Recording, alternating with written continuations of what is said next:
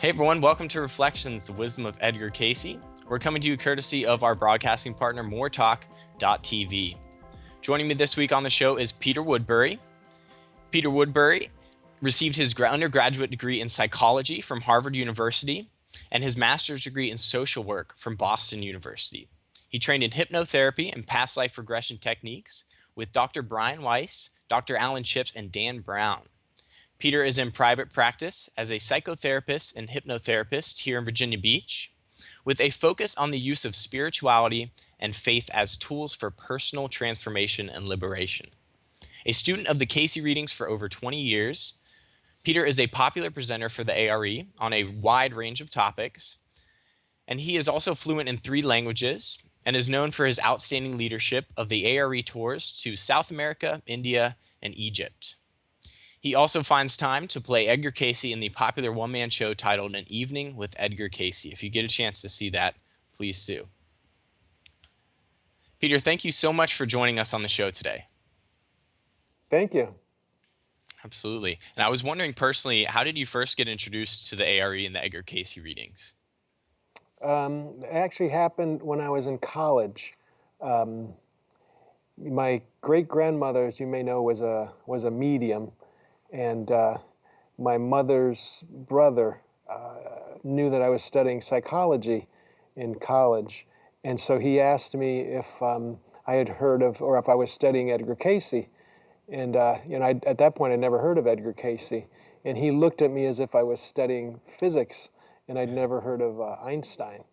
So his look was so impressive that I went right away to the bookstore, and they took me to the occult section of the bookstore, and that's where I realized it was from the tradition of my great-grandmother. And so I picked up a couple of books, but being in college, I wasn't quite ready to give it enough time. But then it was years later, after graduate school, that a friend of mine invited me to a series of lectures by Harmon Brough. And Harmon, he and his wife had lived with Edgar Cayce for the last year of his life. And in those talks that I went to of Harmon's, after that I went and picked up There Is a River, and that just opened the door for about the next 7 years. All I read was Edgar Cayce material. Wow, that's awesome. And how have you, your study over the years of the Edgar Cayce material, how has that enriched your practice as a psychotherapist? Well, one of the things I think a lot of us are drawn to for Edgar Cayce is that a lot of the other studies that we've made, religious and psychological, that it integrates them. It's almost like I say, there's not a whole lot that's new in the Cayce material, but a way of integrating it that's new. And so Right. I've always been interested in the interface of the psychological and the spiritual. And so he does a real great job of putting that together. And his whole concept of mind as the builder, and the kind of psychotherapy practice that I have is, you would say, it's cognitive behavioral, where you look at how we construct reality through our thoughts, and how that plays out in our life. And so I'd say that if I'm working with somebody that's open to Edgar Cayce, I'd be talking to them about mind as the builder and Cayce's concepts. And if it's my non-Cayce practice, I'd talk about same things, but without connecting it to Edgar Cayce. Right. That's great. On August 27th, you will be doing the forum here at the ARE in Virginia Beach. And the Yes. topic this time is life readings and past life regression. Can you tell us a little bit about what attendees can expect from this forum? Yes. In Edgar Cayce's time, an individual could go to Edgar Cayce, and when he would give them a life reading, he would give them about 3 to 5 past life experiences that would highlight tendencies that were important for them to address in this life. So it might show them in past lives kind of strengths that they had developed and that they could continue to develop in this life. And then it may show them also times where they fell, that they succumbed to patterns that they need to be aware of in this life. And so since today we don't have the benefit of having Edgar Cayce to turn to, some of what we turn to are our own past life memories. Some of them come through dreams, some of them come through meditation, and some of them come through past life regressions, which is something I've learned to do since I've been here at the ARE. And so I talk about it in the vein of the way Edgar Cayce would bring forward what came to, from the Akashic records, what he brought into consciousness for the individual. What I've found is that when someone goes through a past life regression, they're accessing their own Akashic records, and it seems like it's the same kind of ideal or the same motivation, meaning that what comes forward are memories, experiences that are particularly helpful to the person with kind of what they're wrestling with at the time. So if they get, let's say if they get 3 memories coming forward, 1 or 2 of them may be ones that show them how they've faced challenges constructively in the past, and maybe 1 of them will show kind of patterns that they fell to in a past life. Like say, I've worked recently with a client that's had a suicide pattern, and she was able to see a past life where she committed suicide, a past life where she had to wrestle with that issue and overcame it, and then another lifetime where suicidality was not a part of the life experience. And so I felt that that was very helpful to her in the same way that a Cayce past life life reading would have been. Right. And have you, as you discover things about your own past life, how has that affected your personal philosophy and kind of your view on life? Oh, they're Cayce used to talk about kind of why consult a psychic when you can turn within, and he Right. talked especially about how your dreams call that forward. Through meditation and my own personal past life memories, and more of what I've been doing now is kind of like the in-between life experience where you get a chance to meet with your guides, which, Right. Cayce said every night we leave our bodies and we consult with our guides, but it's done unconsciously. And so these experiences with hypnosis allow you to bring it forward in consciousness. And so about a year ago, I had my first experience in that dimension with guides. And they're usually not visual. You don't really see them. They're light beings, and they're very gentle. And they just reflected to me an image, a past life that I had had as a pirate. And I Hmm. remember as I was going through the experience, I was surprised that that was what they were pointing out to me. I thought they were going to point out like my past life as a saint, or a past life where I had, walked with Jesus, some really high Right. profile saintly life. But they were showing this kind of, I remember I looked kind of like Johnny Depp, with the dirty and what we associate with pirates. But I remember the word was buccaneer, and that's what came to me, which I think is the Oh, same thing as wow. a pirate. Right. And uh, the lesson for me from that was not to reject anything, because what we reject we give power to. And they were saying integrate the pirate, meaning that it's not what you do, it's how you do it. And so it was like almost like saying be a pirate for God, meaning use that same kind of energy, the savoir faire, or the zest for life that a pirate has. Use that on your spiritual path. And so uh, I've grown a beard since then. I think I feel like I I've was wondering integrated. about that. Is that really the source of the Now beard? I'm a pirate for God now, you could say. Oh, that's great. And is this whole past life regression, your experience with it, is this a new thing, or is this something that you've always been involved with? Oh no, it's a new thing. I remember, Okay. my father was a psychoanalyst, so I knew that he used hypnosis in his practice, kind of, as Sigmund Freud had experimented with. But it wasn't until I came to the ARE. I remember reading about past life regression when Brian Weiss's book Many Lives, Many Masters came out. But it wasn't until I got here and I started taking the courses that they offered here. I was the conference facilitator for 4 years, so I went to the past life regression hypnotherapy class here. I went 4 years in a row as the facilitator, so I really learned that course. And then I Right. started using it, and I started having dreams, and started seeing its benefit. And now the work, now I see that it's changed. As much as I do this work, I've always been, I would, maybe skeptical. I don't just believe anything. And so, this whole, we talk about guides and things like that. I had never had any experience of that. So it's kind of slowly evolved this sense of having guides. And so when I first started doing this work, I would lead people to past life regressions. They would remember past lives. And then I remember it was in Detroit that I was doing a field conference, and I stay a couple of extra days. And the people that I was seeing that came for past life regression started having different experiences. They started going to places of consciousness where they were experiencing healing related to different colors. The best I could say was that it seemed like what Cayce talked about when he said we have the planetary sojourns. So people would go to a space that was reddish, and it was a place of energy. And they went to a space that was blue, and it was a place of connecting deeply spiritually, a green for healing. And so now that's the kind of work I do.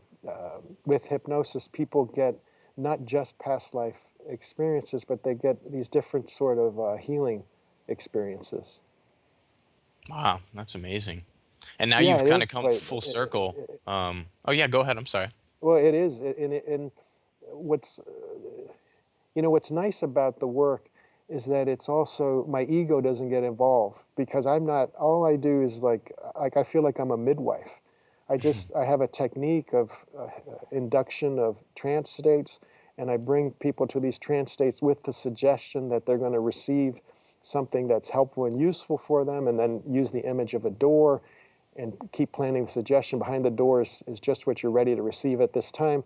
And then their own subconscious or their soul consciousness takes over and guides the rest of the experience. So it's not, I'm not doing it. I mean, I'm just kind of, like I said, a midwife. Right. It's wonderful. Yeah, just facilitating the energy, which is I mean, you can't ask for anything better than that. I know this is kind of coming full circle for you because now I believe it's November 9th through the 14th. You're actually going to lead a week-long past life regression certification program at the ARE. So now you're certifying other people. And is this your Yes, first time doing this? it'll be the second year. It was Second very, year. last year Okay. it sold out, and this year is on its way to selling out too. That's great. What's that Yeah. experience been like? It's kind of coming full circle and being able to teach other people. Oh, it's great. It's the last year when we did the class for the first time. I really had the opportunity to impart it that we're doing this at the ARE, and we're doing this under the rubric of Edgar Cayce. And Edgar Cayce's intention for the ARE, that's whatever happened here was for the spiritual growth of whoever participated in anything going on here. And so I set that intention that we're here for spiritual development, and with that intention, with the students that came up to volunteer, they got profound experiences. The students were able to see that this is doable. And then I had students come up and do the regression with other students while I guided it. I was able to be there for them to when they would get stuck or anything like that. And they were able to see they don't have the technique that I have because of the experience I have, but you don't have to, a baby is going to come, and if you've delivered 100 babies, maybe you can handle more trouble than if you're delivering your first baby. But the regressions happened, and I think everyone who left the class felt that they could do it. And I've heard from the students, and they're on their way with their practice. So I was real happy with it. That's great. And on I think it's in September. Yeah, September 28th.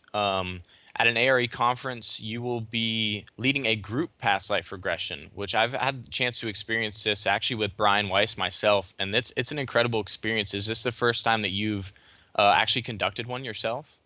No, no, I've done many of those. The Okay. the challenge is always that when you do a group, you kind of have to aim for the middle, and the tendency is like 1/3 of the people have an experience, 1/3 fall asleep, and 1/3 just stay awake. And Right. I've learned some techniques to increase that, so it's more like about 2/3 have an experience. Oh, that's great. Yeah, I, I use Now, um, I use chanting as part oh, of okay. the trance induction, which keeps people from falling asleep. Oh, okay. And is it a mantra or just an ohm? I do the Cayce Ariom, Okay.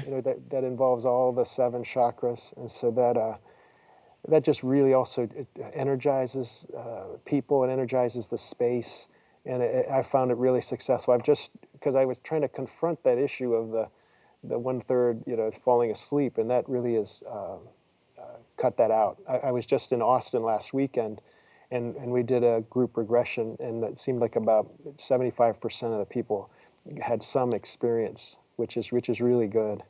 That's awesome. Wow. And one of my favorite projects that you do is the one man show. It's an evening with Edgar Cayce, in which you do Yes. a portrayal of Edgar. Are you still doing this, or is this something you just did in the past? Well, it's I used to do it a couple of times a year, and Hmm. I don't think I've done it this year. Um, but I'm open to doing it. I wait till I'm invited to do it, and I just try not to do it too often. I don't want to become a Casey impersonator. A lot of times Right. people ask me, "Can you do Casey?" And to me, it's I don't do it that way. It's sacred. I take a long time to prepare. To me, it's an honor to try to portray Edgar Cayce, and what I try to do is bring his spirit forward. And so I don't just flip a switch. It's really just a process of in meditation. I like to use the park that's behind here. That at the ARE, I walk through the park and do about a 2-hour loop, and I rehearse the whole production. And Oh, Casey, okay. one of the reasons they moved the hospital here was because of the energy in this area, and I really feel it in that park. It's just I feel a communion with very close to what I try to bring forward with that show. So they're talking about they're hoping that I'll do that show again here where they can tape it, and so we'll work. There'll probably be sometime this year, maybe around Christmas. We'll do it, and I would love to do it in some way, including June Bro. She's Oh, been yeah. such a light, and she's been a real supporter of that production. She's written about it. She says that she's felt as if Edgar Cayce was present when I do the production. So that's just a real honor. That is. Wow, that's awesome. Well, I hope to Hmm. see it again in the future. I've caught it on video, and it's it's wonderfully entertaining. You're doing a great job. Thank you. Yeah, absolutely. We're gonna have to take a quick commercial break, but we'll be right back with more from Peter Woodbury here on Reflections, the wisdom of Edgar Cayce.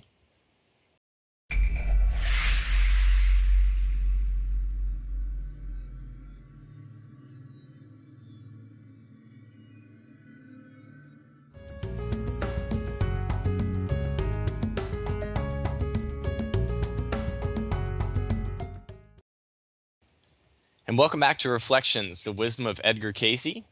On the show today, joining us is Peter Woodbury. And Peter, I want to talk a little bit about the ARE tours that you lead. You lead ARE tours to sacred sites all over the world, and I was wondering if, pardon me, if you had a favorite place that you've been to. Um, Boy, there each place we've been is have been outstanding. I think for the traveler, probably Egypt, and is the most awesome. So, it just seems that especially in the ARE community or spiritual community, I think deep in the unconscious mind is the memory of what happened in Egypt. I think Egypt is a metaphor for a time on earth where there was the real oneness was coming through, where we were living the true brother and sisterhood of humankind. And so when people come to Egypt, they bring that energy, and just being able to see the pyramids and then having private time inside the pyramid and all the different chambers and meditating in there. I think for the traveler, Egypt is probably the most awesome. And I've been to Egypt now, I don't know, 10 or 12 times. Oh, wow. As a tour leader, it's just a hard country to travel in. The poverty and it's the desert is beautiful in its own right, but it's just very dry. So from my perspective as a tour leader, I love going to Peru and Machu Picchu. Where Machu Picchu is a place that even if there weren't the beautiful ruins there, it's just a beautiful natural setting. So Right. in just those mountaintops, I remember one time we were there and we'd had a ceremony with a shaman, and as we were looking over the side of the mountaintop, we could see an eagle flying below us. How often do you get to see an eagle flying from above? So Right. that was just, and Peru is a really special place, and Mexico and all of the sacred sites in Mexico, all the different pyramids in Mexico City and along the Yucatan Peninsula is another special place. And I'm looking forward to this year. The ARE will be going for the first time to Easter Island, and so I'm really looking forward to that trip. Well, that's great. Yeah, and you're actually leading that tour. Can you tell us a little bit about what maybe somebody who would attend that can expect? What do you guys have on the agenda? Um, well, of course, Easter Island is the highlight of the trip, and it's just going. It's quite a remote island off of Chile, and we'll be spending 3 days on that island. So, of course, we'll have a tour around the island. We'll get to see the moai, or the well-known heads of Easter Island.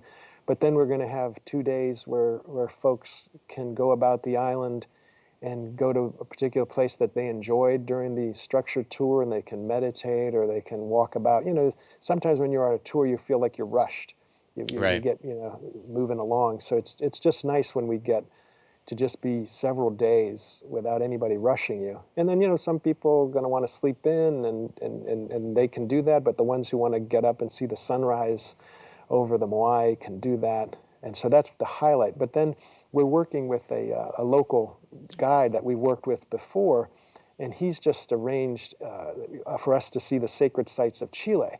And one of Mm. them is we're going to be in a mountain desert, the Atacama Desert, where several world telescopes are, because it's a place where you can really view the atmosphere is thin. You can really view the night sky.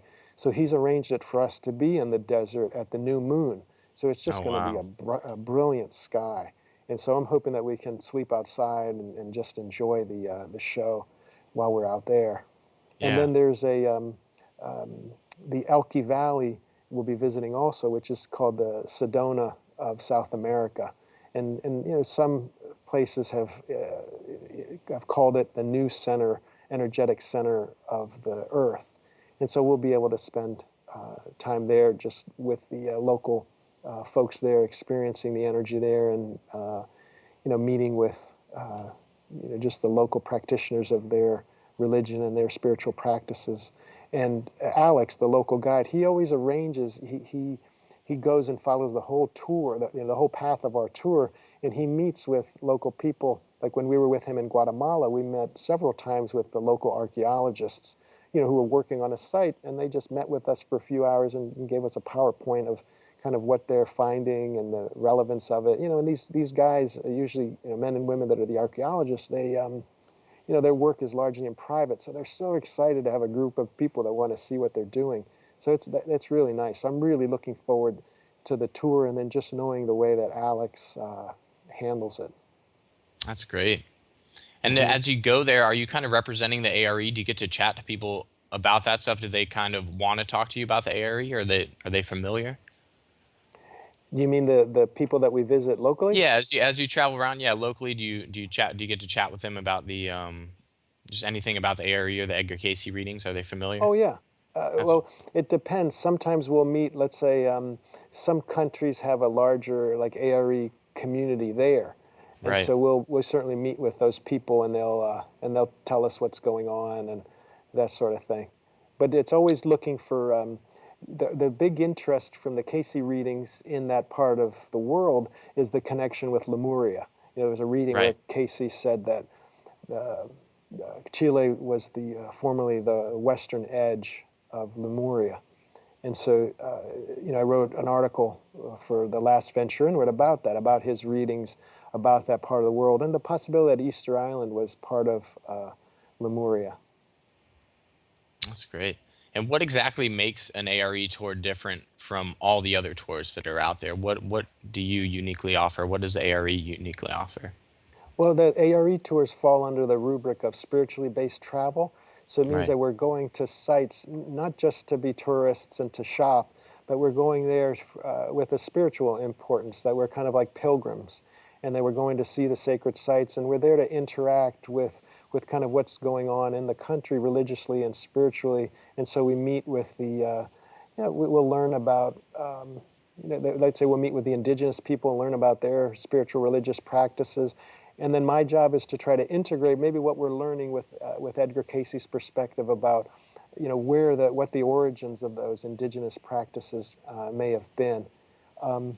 Yeah, so that's, of course we do shop, there's no going on we can't take our travelers without spending some time shopping. So we of course do that, but it's not the focus. Our focus is really to pray, to meditate, to experience the energy of these places, to be open and receptive. A lot of times you learn things and receive things from the very energy that's in the places themselves, and it triggers dreams. And when I do regressive, because I do a regression, at least one on each tour, it opens people. It's easier for them to access past life memories that may be related to lifetimes in that land. Right. So And I the wanted focus is every morning we talk about dreams, and then we meditate every day, and then when we go to the sacred sites, we spend some time in quiet to experience it, and then everybody gets a chance to talk about what they're learning and growing from. So it's kind of like it's an extension of what you might get if you're here at an ARE conference, except that it's more an experiential. There's some time where I'll talk, give lectures, but there's more of a dynamic feedback from the group. right. You get to fully immerse yourself in the energy, Yes, as you say. that's a Yeah. good word to use. Yeah, absolutely. That's wonderful. As you are a very accomplished lecturer, I've seen you so many Thank you. times, and the amount of topics that you talk on related to the Edgar Cayce material is amazing, to say the least. Um, do you find that your talks have kind of changed or evolved over the years as you go through your own personal journey? Yeah, of course. I mean, I also, I'm always trying to, just like you do, I don't just read Edgar Cayce material. I read a lot of other material, and then it's nice to see the overlaps and the Right. connections that are there. I'm really, you may know about Rick Hanson's book about Buddha's brain, and Mm-hmm. about how our evolutionary mind versus our spiritual development, and Casey has so much that's parallel to that. So I really like integrating what's going on with current science and spirituality with what Edgar Cayce said. I just find Casey's material just like a hotbed. There's so much there to plumb. Right. There is. You can make endless connections with things. And bringing in the science, what have you found on your own personal journey has helped you to bring the science and the spirituality together? Because I know that's obviously something that a lot of people struggle with. You kind of either pick one side. It's tough to find a balance there. What have you found personally in your own philosophy has helped you with that? Well, I like that most complicated questions in science are become spiritual, and that our mind we'd like to think of things in black and white terms, and then when you get to high levels of science or high level of spirituality, oftentimes opposites are true. Both are true. Like I remember when I was in college, there was the debate about light, if light was material or whether it was wave. It had to be one or the other. And the answer was that Right. it's both. And I Right. remember like with Casey when he talks about, the debate about creation versus evolution. And Casey says both happened. There were souls steered an evolutionary process from the ape to the human form. And there was also created beings, created human that came into the earth. So I just like that it's material is very rich. And our tendency to want certainty is not really satisfied in the highest levels of spirituality, and now we're seeing of science.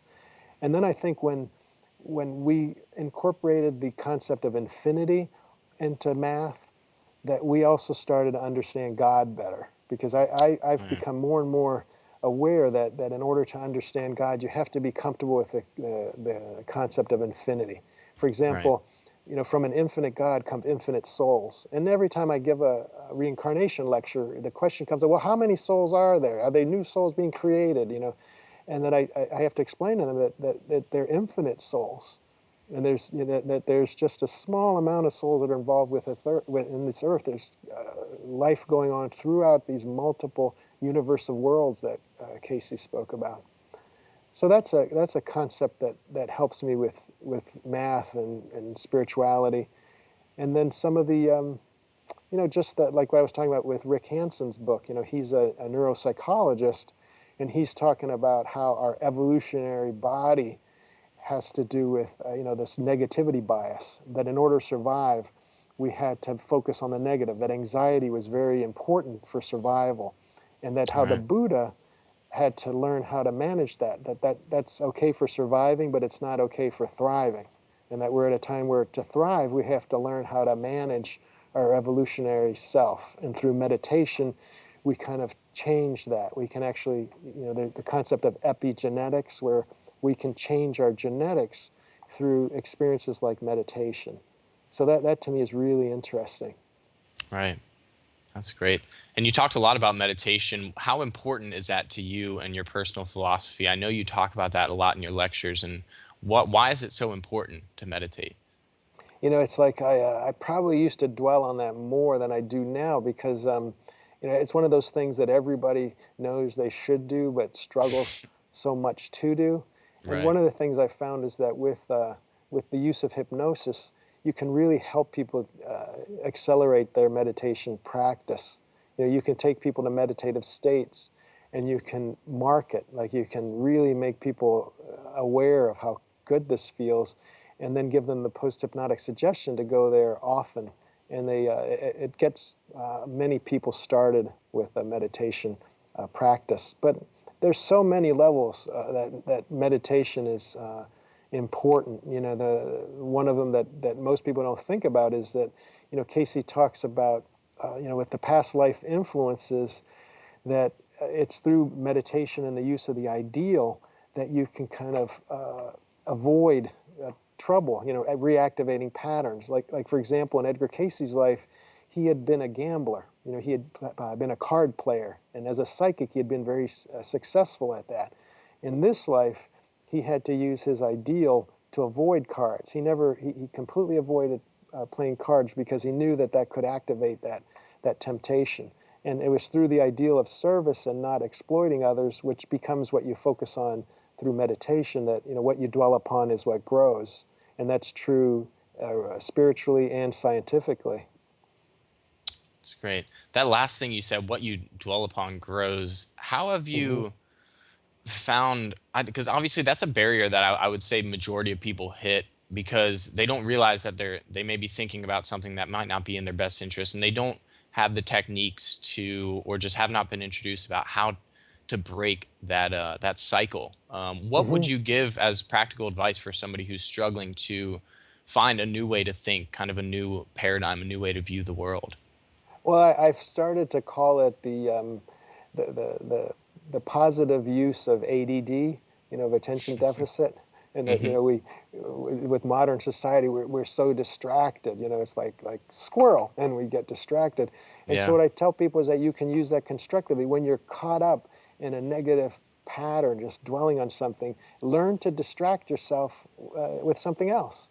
I mean, I know that I've had to do that, and when I was going through my divorce, and I was stuck in negative thinking patterns and beating myself up. After I had gained from that experience and it was no longer constructive, I had to learn how to distract myself. And I would use music, I would sing, I would hum as a way of just getting myself off the pattern. And once I could focus on whatever was humming or singing, then it was easier for me to shift. So sometimes it's as Right. easy as that. It's just you want to you want to make the commitment to reshifting your attention, because what they're finding with memory and forgetting is that forgetting is actually unremembering, meaning that our memories will fade away, and they'll acquiesce if we don't pay attention to them. So it's like you may have forgotten a phone number of a good friend when you were 12 because you haven't been remembering it. And so if we want to move away from something, we have to let it fade away. So we have to avoid rethinking things, and that's a Right. discipline. But that's what I find. It's just distract yourself. If you find out, because usually we can learn to catch ourselves in the beginning process of a destructive thought pattern. That Right. it's this. I know where this thought. I've been through this loop. They're rarely new loops. There's an old loop that we keep going through, and we just learn to shift, bring it Right. away. And that's one of the things that meditation helps you with, because in meditation you're learning how to shift away from all your thoughts towards your mantra, And then during your waking state, you can apply what you've learned in meditation towards, I call it that we can't control what we feel, but we can learn to control what we think. Right. That's great advice. Thank you. We have to take another quick commercial break, but we'll be right back with more from Peter Woodbury here on Reflections, the Wisdom of Edgar Cayce.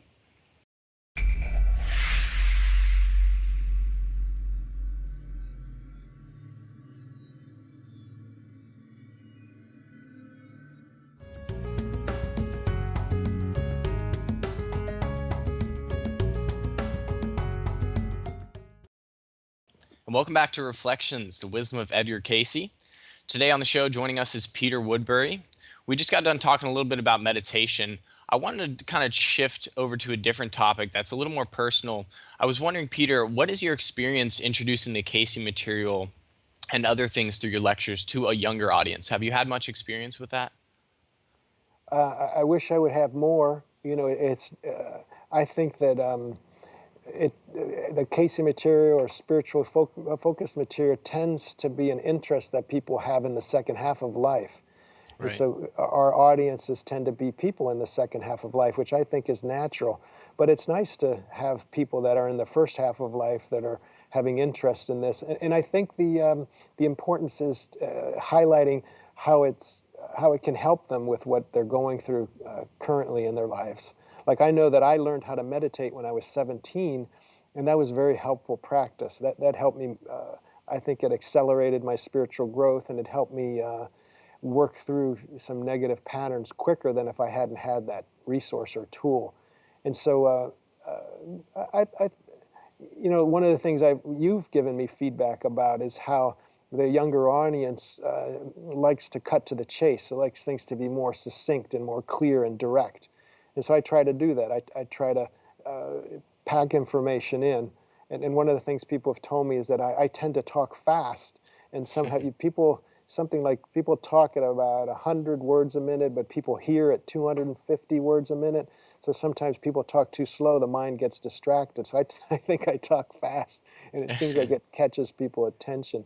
But I try to, in all my talks, I try to talk about the essential Cayce material, which is work on ideals, understanding karma and grace, kind of looking at the big picture, the existential picture of where we've come from and where we're going. And what I try to aim for is that we all have our soul mind, and no matter how caught up we are in the day-to-day existence, the soul mind either affirms or unaffirms whatever we're listening to. And so there's a part that I'm trying to get the soul mind to get people to pay attention and to get them to have an inner sort of sense of yes and pay attention to that. And so, because I think those are valuable tools. It makes, when Jesus said, I come that not only that you have life, but that you have life more abundantly, that's my hope. Life is so challenging, and there's so much in the Cayce work that can make life just easier. And so I just try to, in all the talks, just give people enough that they're curious to explore it a little bit more in depth. Perhaps how you've come with this. You've got interested in this, and you've probably found its use in your life, and I'm sure maybe you're helping others see that. But part of it also is that it's really important that people see you as an example of what you're trying to teach. And so Right. if you're, like for you maybe you may find your peers asking you about what are you doing? Where'd you get this sense of peace from? And then it's a segue for you to talk about. I know you're not just learning about Edgar Cayce. There's other spiritual teachers out there that you're interested in and are very important as part of this whole. The New Age movement may have been initiated by Edgar Cayce, but it's much broader than Edgar Cayce. Right. Right. It's great though to have that foundation. I think I don't know if I found a better foundation. I think you might agree is that than the Edgar Cayce material. It really blends so many things that I've been exposed to prior to Mm-hmm. it, brings them together, and it's a great foundation. Having meditation, learning it as a teenager as well, um, Mm-hmm. just having spiritual principles, having ideals. I want to talk a little bit about ideals. Can you just kind of give an overview of ideals for those who might not be familiar with what exactly that is when it comes to the Edgar Cayce material? Yes, the ideal is a how question, not a what. meaning it's about how you live your life. It's not about what you do. So, for example, there were two stockbrokers that were very involved with Edgar Cayce, and they started to wonder if being involved with money was unspiritual, and should they try some other profession. And Cayce's reading for them said Jesus could have been true to all of his values and ideals being a stockbroker. So it's not about necessarily what you do, it's how you do it. And so the Right. ideal becomes kind of like a guiding pattern or a guiding principle. And then you make your life choices to approximate that. So let's say if your ideal is to be of service to others, and let's say you are offered a job. And in one job you can make a lot of money, but you exploit other people. In another job you get less money, but you help other people. If you're working with the ideal of service, you're going to pick the job that you help people with. If you don't have an ideal, as Cayce says, you're going to be guided by convenience and desires. And so, wow, making more money is going to be tempting, and you may make that choice. But the ideal serves the spiritual purpose, that you have a sense that you're in the earth, not just for material gain or material purposes, that you're part of a long series of involutions into the earth, and that part of what's dug the hole deeper is too much of a focus on the material. And so that you're realizing, you know what, it's time to develop a spiritual focus to help myself and to help others, and to spiritualize my consciousness and the world consciousness. So working with an ideal is really part of focusing on the spiritual part of you. Like when I teach it, it's like Cayce says, when I say I am Peter, where do you put your center of identity? Do you put it in the Peter, the finite part, or in the I am, which is the infinite Right. part, which is the name of God? Because if you believe in reincarnation, I've been whoever and I will be whoever. I am just Peter right now, but the I am will remain. And if I center my identity in that, then it's a whole different way of living when you center your identity and live from the infinite place rather than the finite place. And the path to that, from Edgar Cayce's perspective, is the ideal, is that you set the guiding principle and you make your life choices according to that. And my experience in Edgar Cayce's philosophy is that you live a life of meaning, and that a meaningful life is much more valuable at the end of your life, rather than if you've spent a life to attain power and position and fame, that doesn't fill you the way that a life of meaning and purpose and service will. And that's certainly been my Absolutely. experience. You know, I could have followed a life of that, and I mean, maybe a part of my life I did, and now that my life, maybe I don't make as much money as my cohort does, but I have certainly, I wouldn't trade it for anything. I love my life. I get so much satisfaction from helping other people, and through helping other people, I help myself. Absolutely.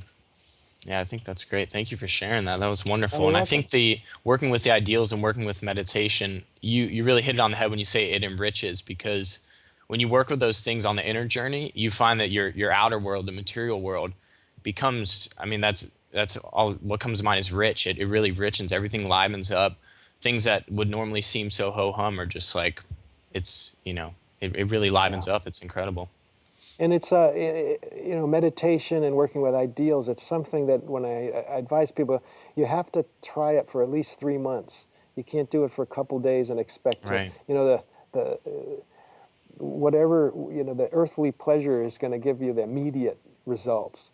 Whereas the work with ideals takes a while to build that up. You know, it takes a while to develop a kind of sense of satisfaction from helping others. That comes with a kind of a spiritual richness. Right. Absolutely.